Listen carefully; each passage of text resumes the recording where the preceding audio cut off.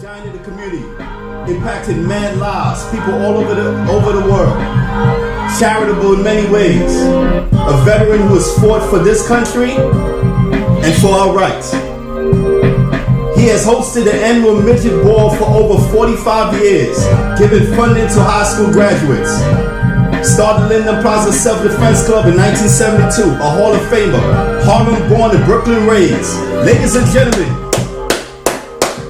Soke Lou Brown. Kicking and eating. We talk about martial arts and what's happening. Kicking and eating. We bricking bread on the spot thing. Kicking and eating. With my guests, that's a sure thing. Kicking and eating. Our praises due to the one that made all things.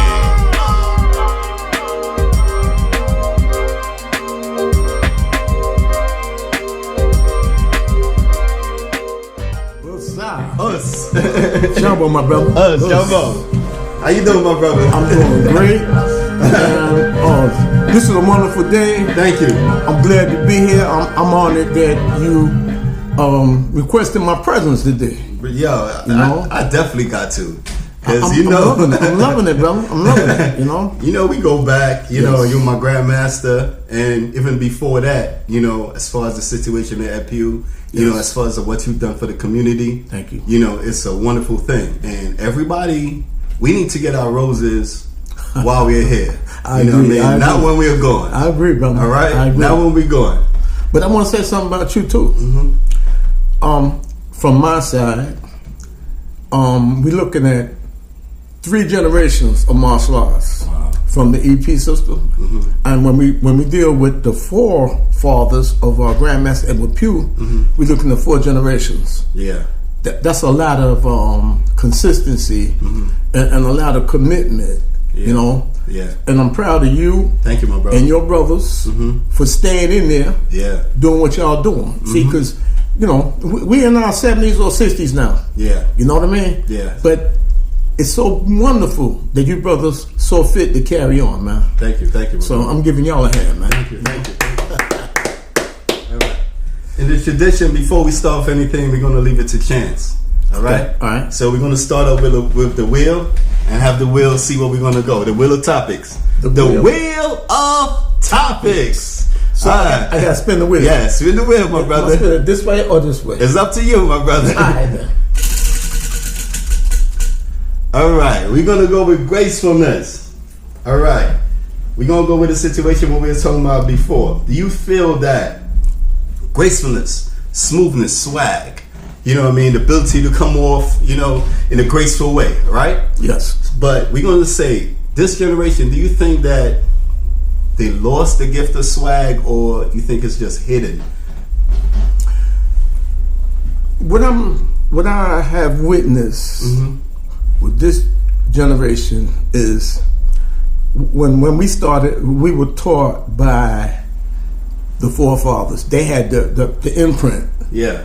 and they were highly demanding. What I see now is you have a lot of instructors who didn't get a complete lesson themselves. Yeah, yeah. So it's a shortcoming on the next student's part. It takes a while to build a yellow belt. It takes a while to build a green belt, a purple belt, and so on. Yes. It takes years Us. of the same thing. You know, the instructor got to want it, and the student got to want it. Yes, yes. You know, and the student got to be open to extreme criticism Yes, yes. and commitment. Grace does not come overnight. You know, and you know, some people, no matter what you put in them, they're not going to be graceful. Yes, yes. Their genes just don't allow them to be. You know what I mean? But if the gift is in the student, Yes. it is the instructor's job to go down deep and pull it out. Yes, yes. You know what I mean? Yes. And that is special. You know, because there'll be no lying to the student, and you know, there's payment to be great. Yes. You got to pay to be great. Yes. You know, when you look back on yourself and you're spinning and flying and doing all these wondrous things, but what did it take for you to get to this point. Yes. How many push-ups did you have to do? Yeah. You know, how many punishments? I mean, a good school, a strong school, is demanding, and you got to pay to get there. Yeah. You know what I mean? Big Daddy Kane said, I forgot what song like that was, but I remember he said, I work like a slave to become a master. That's you know right. what I mean? Not That's saying right. he was to be a slave, but he mean the amount of energy and time the will you gotta put in. Yes. You know, to make that diamond. You gotta want it. You know, and I mean, Grace, I see guys rushing. They I mean, you go to a tournament, you see a low-ranking belt doing a high belt kata to win. To win. All right, you got the trophy. But did you win long term? You won that day because you walked away with the statue. Yes. But my point is, these lessons are long term. Yes, my brother. It's not for this moment. Yes. It's for however long you live. And one day you will pass the lesson back. Yeah. But you can't pass it back if you don't have it. Yeah. I hear that. So, how we doing with that one? That's great. Okay. Okay, take us through your journey. You're born in Harlem, moved to Brooklyn. What was that time like in those days? Oh, man. I was proud to be born in Harlem. I mean, I was really proud. I'm going to tell you why I was proud to be. What year was that? I was born in 1945 All right. in Harlem Hospital. So that was the Renaissance? That was the post-Renaissance. Okay. Post-Marcus Garvey era. All right. And what I was proud of is seeing so many productive, creative, artistic people. The athletes, the entertainers of the day, Joe Lewis, Sugar Ray Robinson, Edward Pough, Jackie Robinson, Langston Hughes. We can go down the line, and I can go in the barbershop, man. I'm in the barbershop with Jackie Robinson. I'm feeling the power right now. You understand what I'm saying? Roy Kevin now had a liquor store up there. I mean, when I go to Harlem now, what I do is I always took my kids back to Harlem. And we went to tournaments. I always took the class. I showed them this way I was born on Lenox Avenue, 348 Lenox Avenue. Wow. You know, and it was so funny, man. I saw like right next to the building there was a store. Back in the day, it was a meat market and a grocery. Sold us on the floor. You know, and the awning says Rex. Rex is a food store, right? That awning is still there. Wow. I saw that awning last year. You know how that awning is? I'm 74. Wow. When I saw that awning, I mean, I must have been about 6 when I first saw that awning.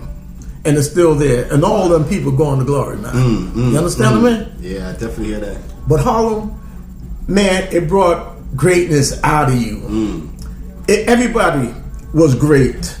You know, you go to church, the singers were great. The reverends were great. Iron sharpen iron. There you go, brother. There you go. Iron sharpens iron. And everybody being there was the post-Garvey era. That means you had a heavy influx of Southern blacks and Caribbean blacks. And unlike today where I see so much separation, so much difference, I saw the sameness. Their message was this: whether they're from the South or the Caribbean, they said you got to be twice as good as the white boy to get ahead. And there was no division. They taught to us. You know, I remember this Caribbean sister. She used to come to the house all the time, Miss Scott. Now, Miss Scott carried on the black tradition. If she came in the house, she always had something. It wasn't a lot. But she knew how to share it with everybody. If it was 4, 5, or 6 kids in there, she had one orange, she cut it up. Everybody got a piece of orange. If she had one peppermint ball, she crushed it up. So everybody got a finger full of peppermint. That's deep. Know what I mean? But back then, man, when the Miss Scott or whoever, when my company came to the house, your family would call you out. So, Lewis got a good report card. So now you got to recite in front of all these people. Wow. You know, they call you out front, man, and you had to come through. Wow. You couldn't be putting your thumb in your mouth, going a hum the bone. You know, You had to be proud of what you did. They were proud of you, and you got to show off. You know, you got, you know. Yeah, yeah. The community, that portion of the community was proud of you. Wow. You know what I mean? And that just escalated you to do good and continue to do good. What was the political climate at that time in New York? The political climate at that time was Marcus Garvey's post period. Who was the mayor at that time? Do you remember? Robert Wagner. Okay. Yeah, Robert Wagner. Yeah. You know, I think Hewlett Jack was the borough president. Okay. You know, Hewlett Jack was black. Wow. You know what I mean? A source of pride. For us. You know what I mean? Harlem always was political and cultural. You know, always was and continues to be. Yeah. They trying to take the power from us by what's that word they use? What's that word they use? Gentrification. Yeah. which means get the hell out. Yeah. It means they don't have a place for us. Yeah. Harlem is known over the world. Yeah. You know? It is. Everybody know Harlem is known as the Mecca of blackness around the world. Yeah. We had Daddy Grace. We had religious, you name it. And my heroes were Jackie Robinson. I mean, Sugar Ray and Joe Louis were my fist of heroes. You know, I love them guys. Very proud of them. Every black male in Harlem was proud of them two warriors. Jackie Robinson, athlete, warrior, cultural warrior, social warrior. Yeah. Adam Clayton Powell Jr., who was, man, these guys are my heroes, man, because Adam was fair skin, fair skin, looked like a matinee idol. Yeah. Good looking brother, well dressed. The one that made all things. Jumbo. Big up the ranks that's hitting like gumbo. Podcast lit like Powell with a jitsu. EP down from bouncy to bolo. Five with the topics when I interview. It's easy to gritty like sharp as Kinsu. Each one teach one, then we continue. Build and destroy all negative around you. Spilling all the beans so we could grow and feed you. Like and subscribe so we could later hit you.